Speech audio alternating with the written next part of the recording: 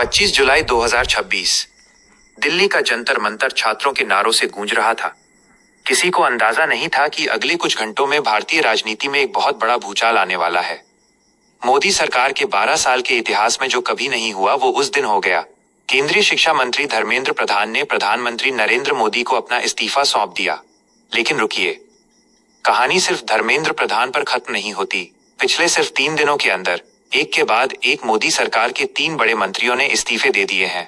आखिर अचानक ऐसा क्या हुआ कि बीजेपी आलाकमान को ये कड़े फैसले लेने पड़े? क्या ये सिर्फ मंत्रियों का निजी फैसला है या फिर इसके पीछे 2026 और 2027 के चुनावों की कोई बहुत बड़ी पॉलिटिकल स्क्रिप्ट लिखी जा रही है? आज के इस वीडियो में हम इन सभी इस्तीफों के पीछे की इनसाइड स्टोरी को डिकोड करेंगे। शुरुआत करते हैं सबसे बड़े झटके से, धर्मेंद्र प्रधान का इस्तीफा। दोस्तों, देश के करोड़ों छात्र और उनके माता पिता पिछले काफी समय से नीट यूजी परीक्षा व्यवस्था को लेकर चिंतित थे। सड़कों से लेकर सोशल मीडिया तक इस पूरे मामले पर भारी चर्चा चल रही थी।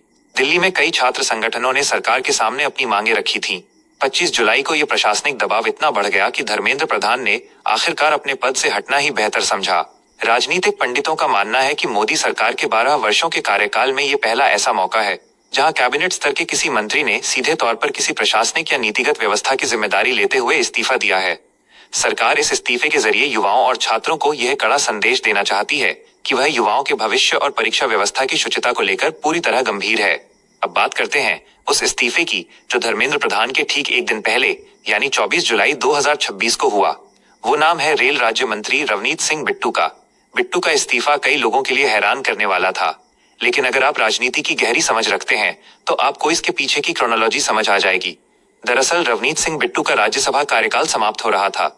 राजनीतिक गलियारों से आ रही खबरों के मुताबिक बीजेपी उन्हें सरकार से मुक्त करके संगठन में एक बहुत बड़ी जिम्मेदारी देने जा रही है। लक्ष्य सीधा है पंजाब का आगामी विधानसभा चुनाव।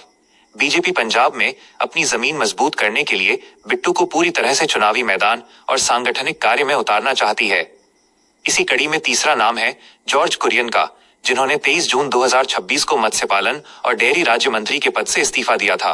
केरल से आने वाले कुरियन का इस्तीफा भी सांगठनिक फेरबदल और आने वाले राज्यों के समीकरणों को ध्यान में रखकर लिया गया फैसला माना जा रहा है। अगर हम थोड़ा पीछे मुड़कर देखें तो ये पहली बार नहीं है जब बीजेपी सरकार के मंत्रियों के पदों में बदलाव हुआ हो। साल 2021 में भी कोरोना महामारी के बाद मोदी कैबिनेट का सबसे बड़ा फेरबदल हुआ था। उस समय देश के स्वास्थ्य मंत्री डॉक्टर हर्षवर्धन और कानून व आईटी मंत्री रविशंकर प्रसाद जैसे कद्दावर नेताओं से इस्तीफे लिए गए थे। उस समय सरकार का मकसद नए चेहरों को मौका देना, प्रशासनिक क्षमता को बढ़ाना और संगठन को और अधिक मजबूत करना था। तो दोस्तों, इन सारे इस्तीफों को मिलाकर क्या तस्वीर सामने आती है? बीजेपी की राजनीति को समझने वाले जानते हैं कि यहाँ कोई भी फैसला बिना किसी ठोस सांगठनिक रणनीति के नहीं होता। धर्मेंद्र प्रधान का इस्तीफा जहाँ छात्रों की संतुष्टि और व्यवस्था में सुधार के लिए जरूरी था, वहीं रवनीत सिंह बिट्टू और जॉर्ज कुरियन का इस्तीफा आने वाले विधानसभा चुनावों के लिए सांगठनिक बिसात बिछाने का हिस्सा है। बीजेपी आलाकमान ये अच्छी तरह जानता है कि अगर आगे की राह आसान करनी है तो मंत्रियों के परफॉर्मेंस, प्रशासनिक जवाबदेही और राज्यों के राजनीतिक समीकरणों पर लगातार काम करना होगा। अब आपकी क्या राय है? क्या आपको लगता है कि शिक्षा मंत्री धर्मेंद्र प्रधान का इस्तीफा व्यवस्था में सुधार के लिए सही कदम है, या फिर रवनीत सिंह बिट्टू को पंजाब में भेजने से बीजेपी को फायदा होगा? अपनी राय हमें नीचे कमेंट बॉक्स में जरूर बताएं। अगर आपको ये गहन राजनीतिक विश्लेषण पसंद आया हो तो इस वीडियो को लाइक करें, अपने दोस्तों के साथ शेयर करें और हमारे चैनल को सब्सक्राइब करके बेल आइकन दबाना बिल्कुल न भूलें। मिलते हैं आपसे अगले वीडियो में, तब तक के लिए धन्यवाद। जय हिंद।